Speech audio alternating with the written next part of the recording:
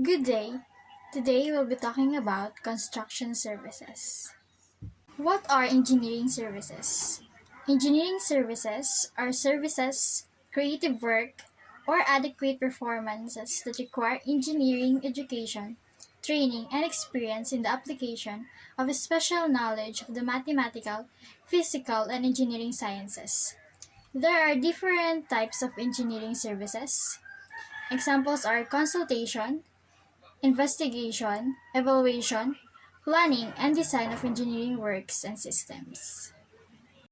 Another type of engineering services is construction services. These include all labors and services provided in connection with the construction, alteration, repair, demolition, reconstruction, or other improvements to real property. There are five different construction services offered here in the Philippines. These are electrical works, electrical equipment installation, structural works, mechanical works, and project management. Electrical works. A consistent stream of electrical supply is badly needed in every construction project. It is what enables different equipment, machinery, and other electrical material to power the building without experiencing any downtimes. Electrical contractors may generally provide various electrical services for substations, electrical systems, lighting systems, power systems, busways, and more. Example of these electrical works involve safety measures in ensuring electrical busways and substation systems are built according to standards. Electrical equipment installation. Another type of service offered by electrical contractor under the construction services is installing circuit breakers, generator sets, or even switch gears.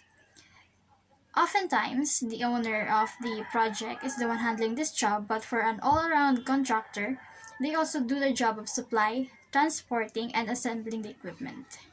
Electrical contractors installing electrical equipment can take building measurements and make modification to its layout so that all equipment involved will maintain their life cycle. It is also to avoid any exposed wiring that may be a potential source of fire or electrocution. Structural works.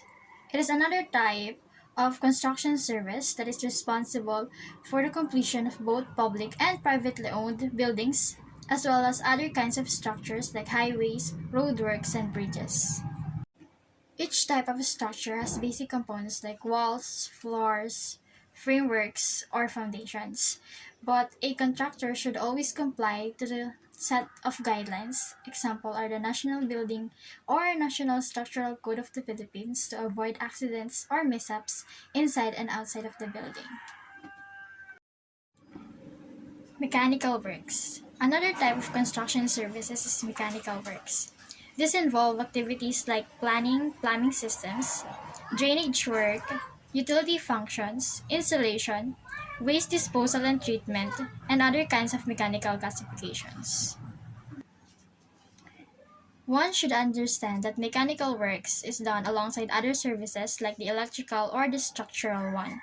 This is done to optimize the project and to guarantee its buildability and safety for future use. Project management. Construction managers are most often responsible for planning the heavy and delicate side of things. They make sure that throughout the construction phase, every standard is met, no blowout budget takes place, and that the project will be completed without delays.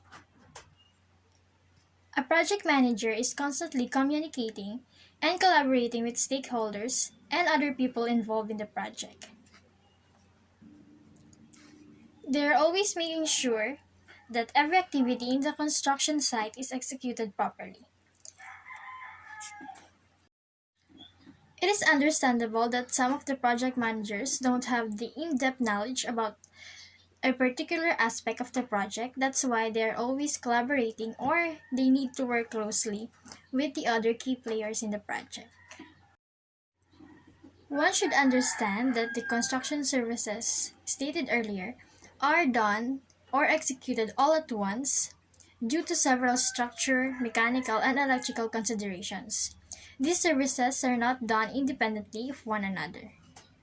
Civil engineers as contractors. According to Section 23 of the Republic Act No. 544, only registered civil engineers can take charge or supervise construction or alteration of any building or structure and other engineering works. The Philippine Contractors Accreditation Board, or the PCAB, are the ones who give license to civil engineers. The Contractors License Law, or the Republic Act No. 4566, as amended by the Prosecutorial Discretion No. 1746, provides that no contractor, including subcontractor and specialty contractor, shall engage in the business of contracting without first having secured a PCAB license to conduct business. It is an offense to engage in contracting business without a license first being obtained. There are two types of contractor's license that are given to civil engineers. These are the regular and the special license. A regular license is issued to a domestic construction firm that can be either a sole proprietorship, partnership, or corporation with at least 60% Filipino equity. On the other hand, a special license is issued to a joint venture, a consortium, a foreign contractor, or a project owner who authorizes the license to engage only in the construction or single specific project or undertaking. Authorized Managing Officer is defined as the sole management representative of a constructor, duly appointed by the constructor and authorized by the board to act for and in behalf of the constructor in all matters concerning requirements of the board and implementation of the Republic Act No. 4566 and Prosecutorial Discretion No. 1746.